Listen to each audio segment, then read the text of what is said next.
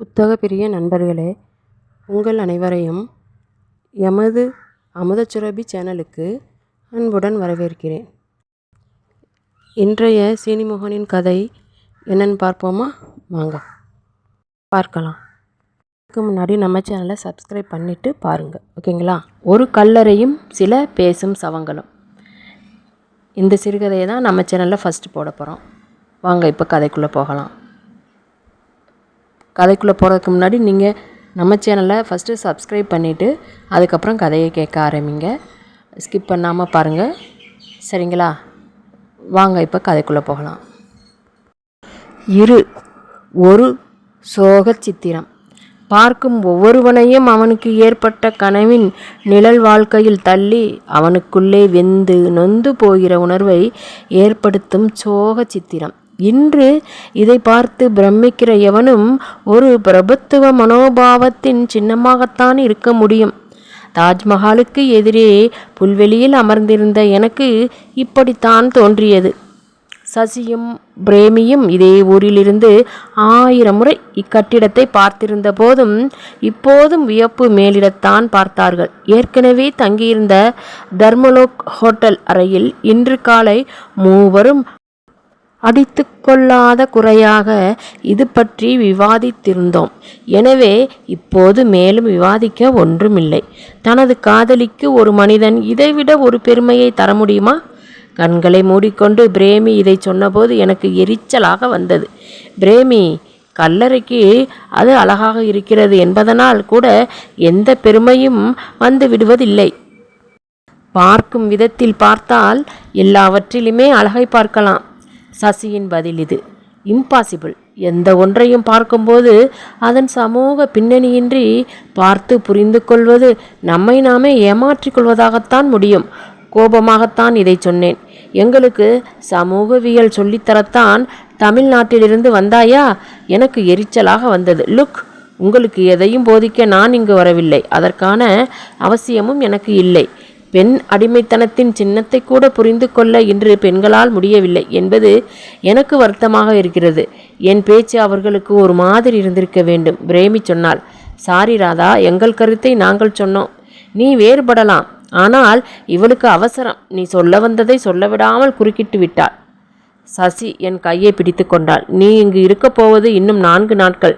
அதற்குள் நாம் ஏன் அடித்து கொள்ள வேண்டும்? சரித்திர ரீதியாகவோ சமூகவியல் பின்னணியிலோ நீங்கள் விஷயத்தை புரிந்து கொள்ளாததனால் தான் இந்த பிரச்சனையே வருகிறது. ஓர் அரசன் தன்னுடைய பல மனைவியரில் ஒருத்தி இறந்தபோது அவளுக்கு அழகாக ஒரு கல்லறை கட்டி வைத்து விட்டான். இது காதலுக்கு எப்படி பெருமை சேர்க்கும்? பிரபுத்துவ சமூகத்தில் அவனுக்கு எத்தனை மனைவியர் இருக்கிறார்கள் என்பது அவனுடைய சமூக அந்தஸ்துக்கான விஷயமாக இருந்தது. அவள் மறந்தும் ஜன்னலுக்கு வெளியே எட்டி பார்த்து வேறொரு ஆணை கண்களால் கூட தீண்ட முடியாது. அப்படி தீண்டினால் அவள் கழுத்திலிருந்து தலை விடுபட்டு மண்ணை தீண்டும். சசியும் பிரேமியும் கதை கேட்பது போல முகத்தை வைத்து கொண்டிருந்தார்கள். நமது சரித்திர ஆசிரியர்கள் ஷாஜகானுக்கு ஒரே ஒரு காதலி இருந்தது போன்ற பிரம்மையுடன் தாஜ்மஹாலை வர்ணிக்கிறார்கள். இந்த கட்டிடத்தை கட்டும்போது கல் சரிந்து விழுந்து சவுக்கடிப்பட்டு யானைகளால் மிதிக்கப்பட்டு தவறுதலாக கல்லை உடைத்தமைக்காக தூக்கு மேடையில் ஏற்றப்பட்டும் வாளால் தலை சீவப்பட்டும் இறந்து போனவர்களின், அதனால் விதவையானவர்களின் வரலாறு எங்கே? அவர்கள் இருவரும் என்னையும் கைகடியாரத்தையும் மாறி மாறி பார்த்து கொண்டிருந்தார்கள். இவள் எப்போது பேசி முடிப்பாள் என்பது போன்று இருந்தது. தாஜ்மஹாலுக்கு வந்தபின் கிட்டத்தட்ட காலை விவாதங்களை மறந்து போயிருந்தோம். கட்டிடத்திற்கு பின்னால் போனபோது எனக்கு எலிமெண்ட்ரி ஸ்கூலில் படித்த ஒரு விஷயம் நினைவுக்கு வந்தது. தாஜ்மஹால் யமுனை நதிக்கரையில் அமைந்துள்ளது. நான் கேட்டேன், இது என்ன தாஜ்மஹாலுக்கு பின்னால் சாக்கடை? தெரிந்து கொண்டே கேள்வி கேட்காதே. இல்லை, வியப்புக்குரியது, பிரமிப்புக்குரியது, மிக பெரியது, பிரம்மாண்டமானது என்றெல்லாம் சொல்லிக்கொள்ளும் இடத்தில் சாக்கடையும் இருப்பது நமது சமூக மனநிலைக்கு பொருத்தமானதுதான். பெரிய நகரம் சென்னையை சுற்றி கூபம் ஓடுவதை போலவா? எக்ஸாக்ட்லி. நதிகள் கூட சாக்கடைகளாய் குறுகி போகிற விஷயத்தை ஒரு அரை மணி நேரம் விவாதித்தோம். நேரம் 12ஐ தாண்டி இருந்தது. நேற்றுடன் நான் வந்த வேலை முடிந்தது. இன்று முதல் 4 நாட்களுக்கு ஊர் சுற்றல்தான். புதன்கிழமை இரவு கிராண்ட் ட்ரங்கில் சென்னை திரும்ப வேண்டும்.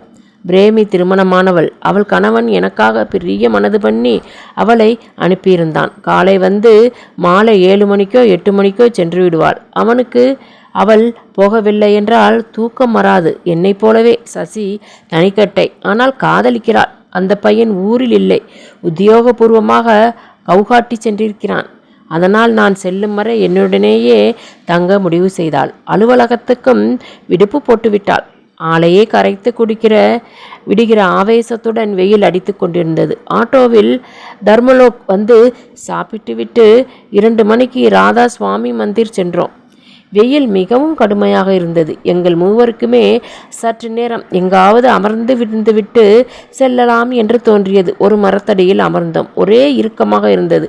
வியர்க்கவும் இல்லை.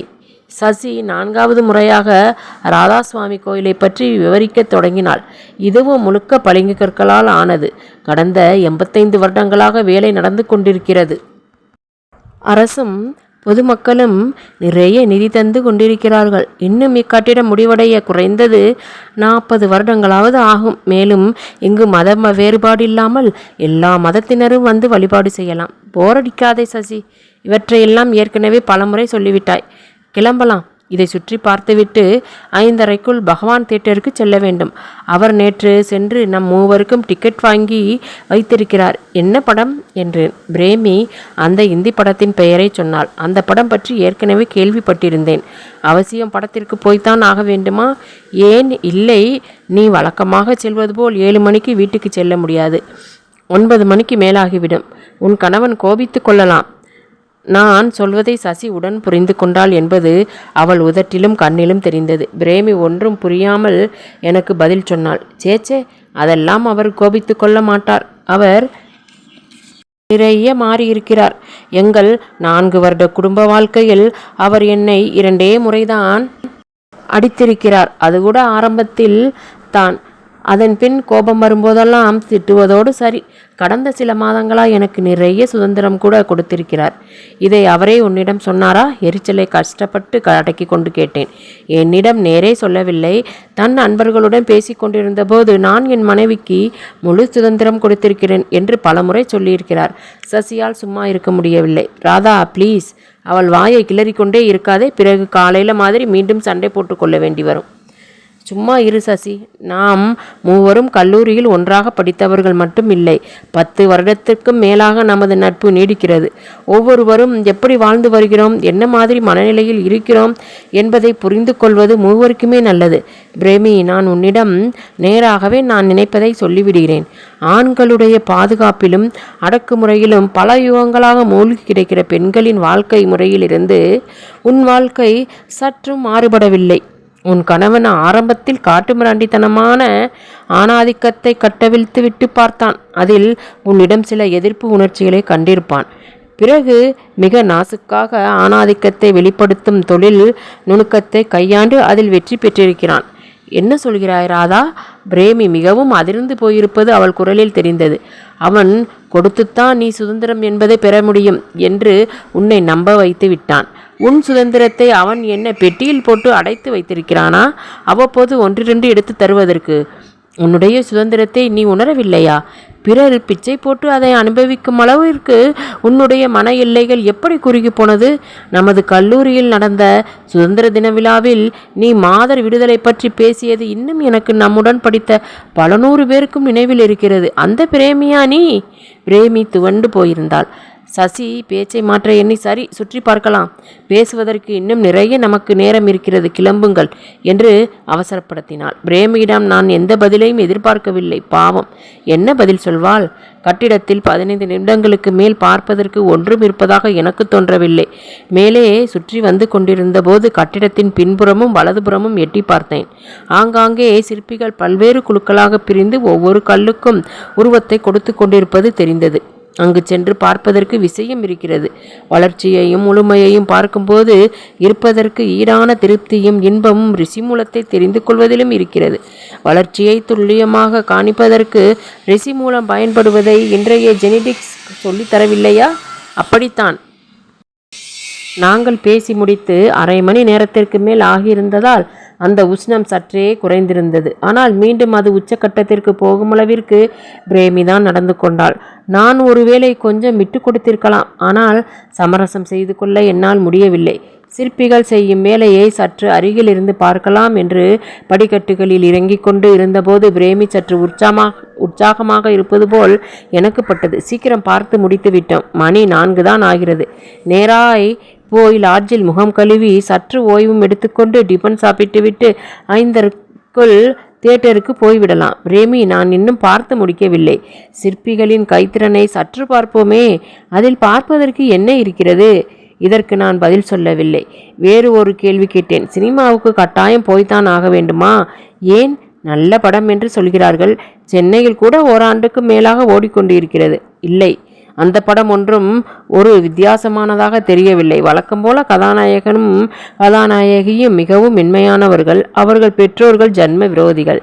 இவர்கள் ஓடியாடி காதலிக்கிறார்கள். மென்மையானவர்கள் எல்லாம் காதலிக்க வேண்டும் இல்லையா? அந்த 2 மென்மைகளும் வழக்கம் போல வண்ண வண்ண ஷூக்களை அணிந்து கொண்டு மலர்களை மிதித்து கொண்டு பாடி ஆடுகின்றன. மலர்களுக்கு மென்மை உண்டா என்ன? அவை மலர்வதை கதாநாயகனும் கதாநாயகியும் மிதிப்பதற்காகத்தானே. அவளை குதிரையில் உட்கார வைத்து ஸ்லோ மோஷனில் மீண்டும் பாடி ஓடுகின்றனர். ராதா, நீ படம் பார்த்து விட்டாயா? ஏற்கனவே அந்த படத்தை பார்த்துவிட்ட சசி கேட்டாள். இல்லை, அப்படியே சொல்கிறாய்? எல்லாம் ஊகம்தான். நன்றாக ஓடுகிற படம் பார்த்தால் போதும். அதன் பின் உருவாக போகிற எல்லா படங்களும் கொஞ்ச நாட்களுக்கு அப்படியே தான் இருக்கும். உன் ஊகத்தை தொடர முடியுமா? இவர்கள் காதலை பெற்றோர்கள் எதிர்க்கிறார்கள். இவர்கள் காரிலோ பைக்கிலோ வீட்டை விட்டு வெளியேறுகிறார்கள். தற்கொலை செய்து கொள்ள முடிவெடுக்கிறார்கள். அல்லது பெற்றோரால் அனுப்பப்பட்ட அடியாட்களால் கொல்லப்படுகிறார்கள். சுபம், அருமை. போ பிரேமி, டிக்கெட்டை கேன்சல் செய்து விடலாம். படம் வேண்டாம். இதை சசி சொல்லி கொண்டிருந்தபோது எனக்கு ரேகின் ஸ்லோ மோஷன் ஒன்று நினைவுக்கு வந்தது. படத்தின் பெயர் கைரே பாய்ரே, பொருள் வீடும் உலகம். அதில் முன்கட்டும் பின்கட்டும் உள்ள ஒரு வீடு. தலைமுறையாக பெண்கள் பின்கட்டிலேயே இருக்கிறார்கள். ஆண்கள் புழங்கும் டிராயிங் ரூம் உள்ள முன்கட்டுக்கு பெண்கள் வந்ததே இல்லை. முற்போக்கு மனப்பான்மை கொண்ட கதாநாயகன் தன் நண்பனுக்கு மனைவியை அறிமுகப்படுத்துவதற்காக அவளை முன்கட்டுக்கு அழைத்து வருகிறான். முன்கட்டுக்கும் பின்கட்டுக்கும் இடையே உள்ள ரேலியை அந்த பெண்ணும் ஆணும் கடப்பதை கேமரா ஸ்லோ மோஷனில் ட்ராக் செய்து வருகிறது. பெண்களின் முன்னேற்றம் எவ்வளவு மெதுவாக நிகழ்கிறது என்பதை இவ்வளவு அழகாக வேறு எந்த ஓர் இந்திய படமும் காட்டியதில்லை. இதை நான் விளக்கிய போது சசி பிரகாசமாக இருந்தாள். பிரேமியின் முகத்தில் இருள் கவிந்திருந்தது. பிரேமி, நீ இதை கேட்டு சந்தோஷப்பட்டிருக்க வேண்டும். ஏன் வருத்தமடைகிறாய்? பெண் முன்னேற்றம் என்பது படிப்படியாக மெதுவாக நிகழ்வது போலவே ஆணாதிக்கம் என்பது மெதுவாகத்தான் குறையும். என் அப்பாவுக்கு குறைந்த மாதிரி. இது என்ன புதுக்கதை என்றாள் சசி. புதுக்கதை இல்லை, மிகவும் பழைய கதை. அப்பா மிகவும் முரடு. அம்மாவை அடிப்பார். சமையல் சரியில்லை என்றால் வாயிலிருந்து அம்மா முகத்தில் துப்புவார். இது நான் சிறுவயதாக இருந்தபோது. பின்னால் நான் வளர வளர அப்பாவின் அடக்குமுறை குறைந்து கொண்டே வந்தது. நான் கல்லூரி முடிந்து லேட்டாக வந்தால் கண்டு கொள்ள மாட்டார். என்னை தேடி நண்பர்கள் வந்தால் ஆண்களாக இருந்தாலும் உதாசீனப்படுத்த மாட்டார். தன் நண்பர்களுடன் அவர் பேசும்போது எனக்கு முழு சுதந்திரம் கொடுத்திருப்பதாக கூறிக்கொள்வார். இது முதலில் எனக்கு சந்தோஷத்தையும் பிறகு எரிச்சலையும் கொடுத்தது. அப்பா தன் நண்பர்களிடம் தொடர்ந்து எனக்கு சுதந்திரம் கொடுத்திருப்பது குறித்து விவாதித்து கொண்டிருந்தது எனக்கு புலம்பலாகவே பட்டது. ஆணாதிக்கத்தை மிகவும் தொழில்நுட்பத்துடன் செயல்படுத்தும் எல்லா ஆண்களும் செய்யும் புலம்பல்தான் அது. சுதந்திரம் பற்றிய என் சிந்தனை வளர்ந்தபோது இவர் பாதுகாப்பில் இருப்பதனால்தான் சுதந்திரம் கொடுத்ததாக கூறிக்கொள்கிறார் என்று தோன்றியது. என்னுடைய சுதந்திரத்தை எனக்கு கொடுக்க இவர் யார் என்றும் தோன்றியது. சுதந்திரம் என்ன கொடுக்கும் பொருளா? அது நமக்கு நாமே உணர்கிற விஷயமாயிற்றே. அவர் என்னை சந்தேகப்படுகிறார். நான் உனக்கு சுதந்திரம் கொடுத்திருக்கிறேன், அதை நீ தவறாக பயன்படுத்தி கொண்டு விடாதே என்பதுதான் அவர் பேச்சின் பொருள். சற்று நிறுத்தி தொடர்ந்தேன். வீட்டை விட்டு வெளியேற அப்போது சந்தர்ப்பத்தை எதிர்பார்த்து கொண்டிருந்தேன்.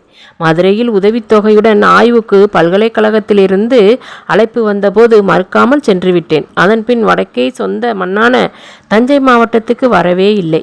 ஒரே ஒரு முறை அம்மா இறந்தபோது ஊருக்கு வந்தேன்.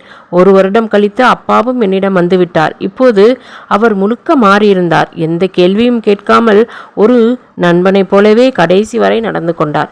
இவ்வளவு பெரிய கதையை மறைத்து வைத்திருக்கிறாய் என்று பிரேமி சொன்னபோது தூரத்திலிருந்து ஒரு தாடிக்காரன் எங்களையே பார்த்து ஏதோ பேசிக்கொண்டிருந்தான்.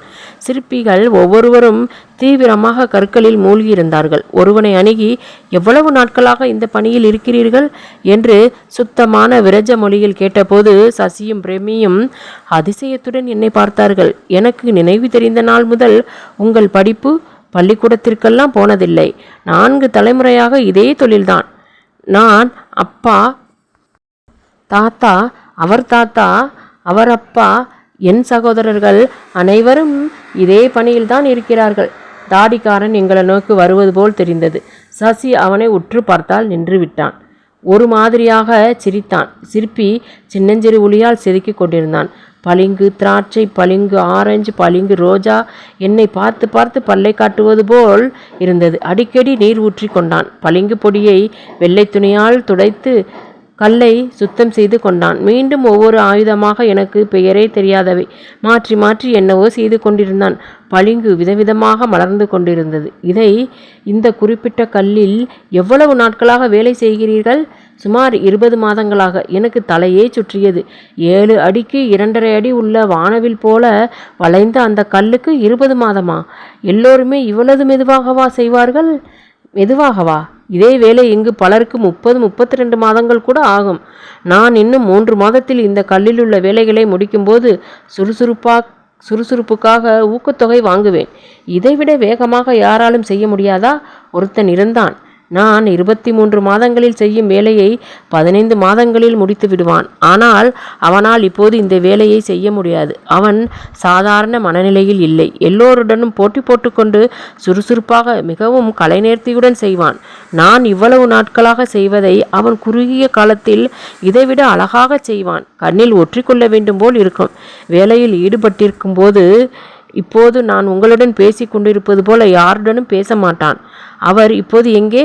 என் கேள்விக்கு பதில் சொல்லாமல் சிற்பி தொடர்ந்து சொன்னான். ஒரு நாள் தவறுதலாக, அது கூட வேலையில் ஆழ்ந்திருந்த போது, மரச்சுத்தியலுக்காக பதிலாக இரும்பு சுத்தியல் ஒன்றை கையில் எடுத்து அவ்வளவுதான் 6.5 அடி பளிங்கு விரிசலாக சிதறியது. அத்துடன் அவனுக்கு சித்தப்பிரமை பிடித்துவிட்டது. அவர் இப்போது எங்கே இருக்கிறார்? இங்குதான் எங்காவது சுற்றி கொண்டு வந்து கொண்டிருப்பான். அதை சொல்லிவிட்டு சுற்றிலும் ஒரு நோட்டம் விட்ட சிற்பி, அதோ அவன்தான் என்று தாடிக்காரனை காட்டினான். எங்களுக்கு தூக்கி வாரி போட்டது. இவனா அந்த மேதாவி சிற்பி? எப்படி உனக்கு இந்த கலை இவ்வளவு கை வந்தது என்று நாங்கள் கேட்கும்போது அவன் என்ன பதில் சொல்வான் தெரியுமா? இந்த கல்லில் தேவையில்லாதது நிறைய துருத்தி கொண்டிருக்கிறது. அதையெல்லாம் நாம் தட்டி எடுத்துவிட்டால் அதன் உள்ளேயே இருக்கும் சிற்பங்கள் வெளியே தெரியும் என்று சொல்வான். அவன் பிறவியிலேயே சிற்பி. அவன் என்னுடைய கடைசி தம்பி. சிற்பி கேவிக்கொண்டே இதை சொன்னான். இந்த உலகம் கூட அப்படித்தான். தேவையில்லாதது நிறைய துருத்தி அடைத்து கொண்டு இருக்கிறது. அவற்றை தட்டி வெளியே எடுத்து எறிந்துவிட்டால் உள்ளே இருக்கிற அழகு தெரியும். எங்களுக்கு மிகவும் கஷ்டமாக இருந்தது. அவனுக்கு என்ன ஆறுதல் சொல்வது? அடுத்த 3 நாட்களும் நாங்கள் சிக்கந்தரா, பஹேத்பூர், சிக்ரி, மதுரா, ஆக்ராவின் கோட்டை என்று பல இடங்களிலும் சுற்றி புதன்கிழமை சென்னைக்கு வண்டி ஏறும் போதும் கூட தாடிக்காரனின் முகமும் அவனுடைய பேச்சாக அவன் அண்ணன் சொன்ன விஷயமுமே என்னை சுற்றி சுற்றி வந்து கொண்டிருந்தன. இத்துடன் ஒரு கல்லறையும் சில பேசும் சவங்களும் என்ற சிறுகதை இத்துடன் நிறைவடைகிறது. அடுத்த சிறுகதையில் மீண்டும் சந்திப்போம். அதுவரை காத்திருங்கள். இன்னும் நீங்கள் சப்ஸ்கிரைப் பண்ணாமல் பார்த்துக்கிட்டு இருந்தீங்கன்னா இப்போ சப்ஸ்கிரைப் பண்ணிடுங்க. கதை பிடிச்சிருந்துச்சுன்னா கமெண்ட் பண்ணுங்கள், ஷேர் பண்ணுங்கள். ஓகேங்களா? அடுத்த கதையில் மறுபடியும் சந்திப்போம்.